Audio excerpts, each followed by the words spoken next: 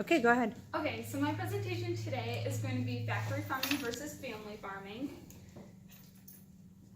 Okay, so what's the difference between the two to begin with? So family farming is like typically run by a single family that's carried throughout generations, and they're not controlled by a large corporation. They take into account of animal welfare and the health of the environment. And a factory farm is a large industrial operation that raises large numbers of animals for food. And over 95% of farms in America currently are raised in factory farms, which focus on profit and efficiency at the expense of animal welfare. So this is your standard like family farm setup. So I picked like the top 4 mostly consumed meat options in the US. So the pigs are up in the top corner. They're able to like get access to mud and root and stuff.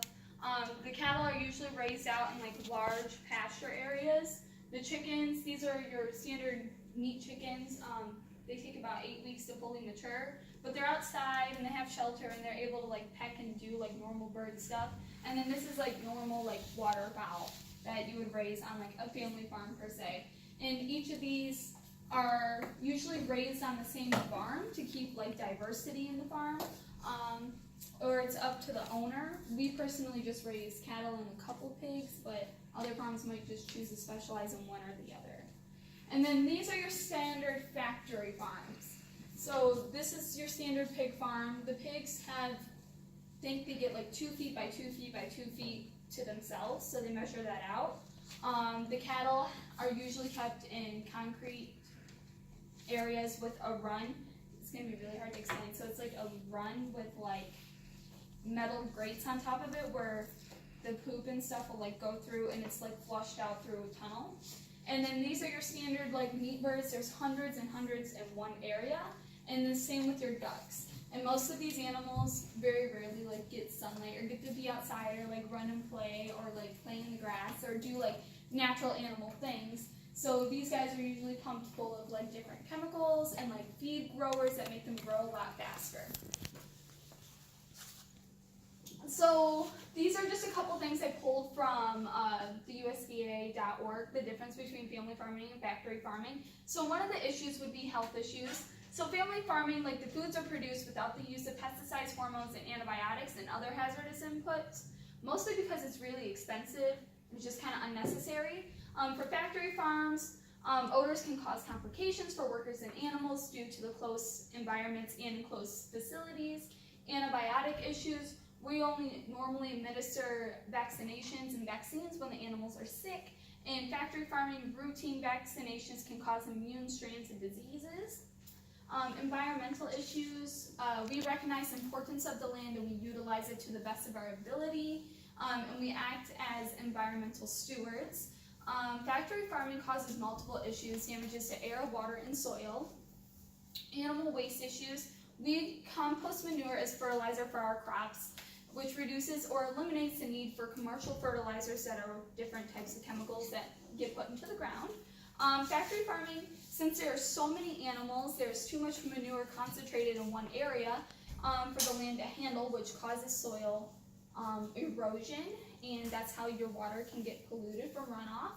And also factory farms cannot use the manure as fertilizer since they're pumped full of hormones and other chemicals. And the water waste issues versus sustainable farms conserve water. We usually only give it when we need it. And factory farms use high amounts of water for liquefying the manure to flush it through the tunnels underneath, flushing barns, and for livestock. And continuing, we have soil issues as well. Sustainable farms apply manure at a rate that the land can handle. Factory farms, excess nitrogen in the manure can evaporate as ammonia, and leftover metals and manure also have a negative effect on the land. Hormone issues, usually no hormones are administered due to costs. Hormones are used to achieve leaner beef and faster growth rates in factory farms, like I stated before, quantity over quality. Genetic diversity issues, we usually raise a wide range of breeds in the same herd, so we don't have any like incest going on. Factory farms, intensive livestock factory farms cause about 80, I skipped one. They only raise a few selected breeds, so if they don't track it, you're gonna get some messed up looking cattle, and it's kind of scary looking. I went to one where they accidentally bred like a daughter and a dad, and they got lost in the crowd, and they had to end up like trashing that whole herd. So, and then for fuel issues, we try to monitor fuel usage due to our cost, and then intensive livestock factory farms cause about 80% of agriculture greenhouse emissions due to how much it's used to keep the ventilation systems going in like the big facilities that don't have any access to just letting them be outside. Transportation issues, we sell locally, so no chemicals to prevent spoilage because it's usually sold immediately. The meat travels great distance, which requires chemicals to combat spoilage for factory farms. And lastly, animal welfare issues.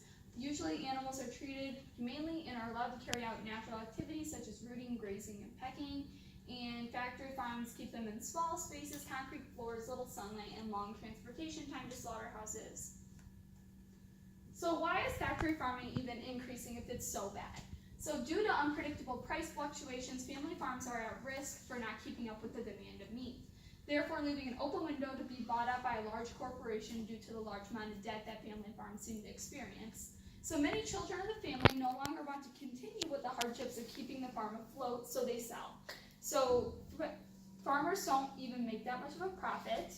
A lot of times they're in debt, so if you grow up seeing that, not a lot of children want to take that over and experience the same hardships that their parents had as well. And then factory farms produce a larger quantity of produce at a much faster rate than family farms can, since they refrain from the expenses of growth hormones. And a large demand for meat in the United States is pushing for factory farms to supply more meat at a faster rate, and small farms just can't seem to keep up. So what's the percentage difference? Up until the early 1970s, family farms made up 70% of the livestock industry in the United States. In 2019, factory farms raised 99.9% of chickens for meat, 97% of laying hens, 99% of turkeys, 95% of pigs, and 78% of cattle currently sold in the United States. Family farms make up less than 1% of farms operating in the United States currently, and it's getting less every day. So how can you combat factory farms? So support your local family farm, shop locally. This is the easiest and most efficient way to stop it or to combat it. Family farms sell local, so take a trip to your farmer's market, see where your food is being raised, and shopping local is proven to have fewer chemicals in the meat, and it's healthier for you, and you can rest assured that your food was raised humanely. Other methods would be cutting meat out entirely or trying to expose large factory farms for known diseases and abuse happening on their land. So this is my family story. I could not get the video to work, so I just made it into a quote. So this is by my grandpa.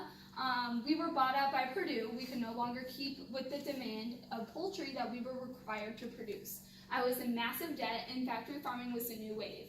Big companies were getting bigger, and smaller farms were getting swallowed. They offered me a large check that covered all my expenses. I couldn't turn it away, even though it hurt me to let it go. I then went to work in mechanics. So my grandpa's name is Ken Kendall, and he was the former owner of Kendall Poultry Production Incorporated.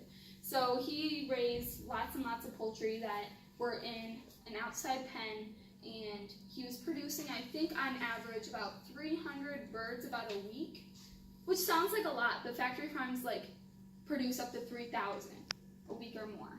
So he just wasn't keeping up with the demand or the price fluctuations, because the more you produce, the less money they cost in stores, therefore he's not making any profit, and he's just going deeper into the hole. So he unfortunately had to sell, and that's the case with most family farms. So on to the questions. So these are the questions that I asked. Okay, so what are your ideal conditions for livestock to be raised in your opinion?